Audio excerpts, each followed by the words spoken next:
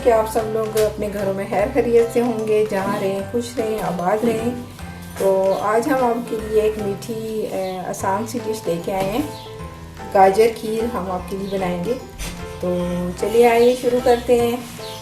तो सबसे पहले मैंने ये हाफ कप चावल लिए हैं, जो मैंने तकरीबन 1 घंटे के लिए भिगो के इनको रखा हुआ है।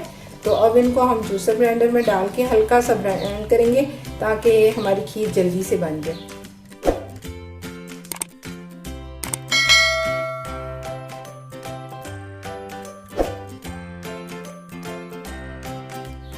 चावलों को मैंने हल्का सा ये ब्लेंड कर लिया है। तो इसको हम देखते में डालेंगे। पहले मैंने थोड़ा 1 कप पानी डाला था, इसमें तकरीबन हम 1 लीटर पानी डाल के इसको पकने के लिए चावलों को छोड़ देंगे। थोड़ा सा इसमें मैंने नमक भी डाल दिया। तो इसको हम तकरीबन आधा घंटे के लिए पकाएंगे। पानी जैसे उबलना शुरू हो जाएगा तो हम आंच को बिल्कुल हल्का करेंगे और तकरीबन इसको ये चावल गलने तक पकाएंगे। चावलों को मैंने हल्का सा ही ग्राइंड किया, देखिए।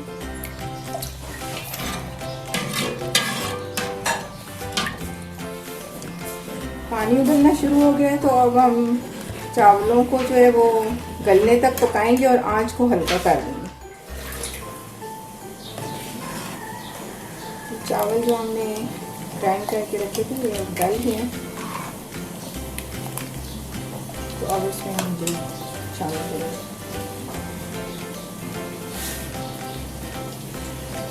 एक लीटर दूध मैंने गलाई वाला लिया है, तो इसको डालेंगे। इसमें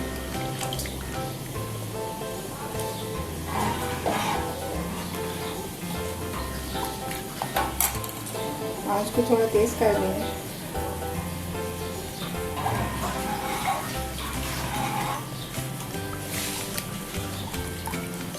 तो साथ साथ चमचे भी हिलाते जाएंगे। साथ ही ये 4 अदद मैंने इलायचियाँ तोड़ के ये भी बीच में डाल देंगे। ये क्रश किया हुआ ये खोपरा ये भी थोड़ा सा बीच में डाल देंगे और इसको जो है गाढ़ा होने तक पकाते रहेंगे और साथ साथ हिलाते भी रहेंगे।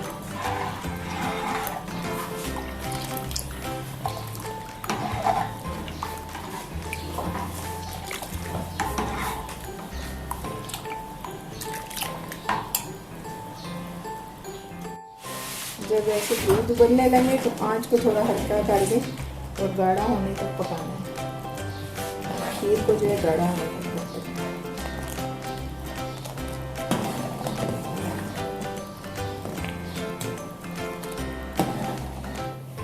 है। खीर हमारी थोड़ी गाढ़ी हो गई है।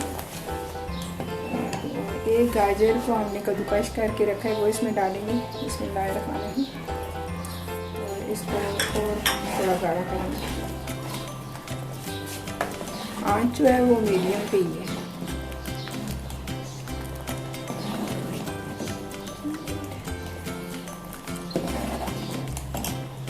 पौना कप मैंने चीनी ली है, वो इसमें डालेंगे। तो अगर आपको ज़्यादा मीठा पसंद है तो आप ज़्यादा भी दे सकते हैं। तो इसको और गाढ़ा करेंगे। खीर हमारी माशाल्लाह से इतनी गाढ़ी हो गई है।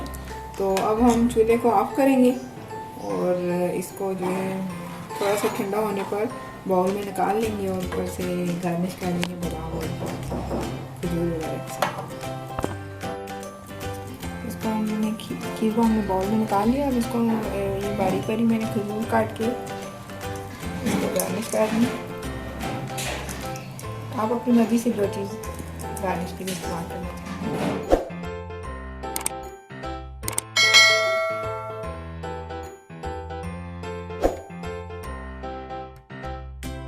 थोड़े से क्रश किए बादाम और थोड़ा सा खोपरा भी मैंने ऊपर डाल दिए। तो अब इसको आप ठंडा होने के लिए फ्रिज में रख दें। तो उम्मीद करती हूँ कि आज की ये आसान सी गाजर खीर की रेसिपी आपको बहुत पसंद आएगी। तो इसको अपने घर में ट्राई करें। अगर रेसिपी अच्छी लगी तो अपने दोस्तों के साथ शेयर करें और लाइक करें और हमारे चैनल को सब्सक्राइब करना मत भूलें।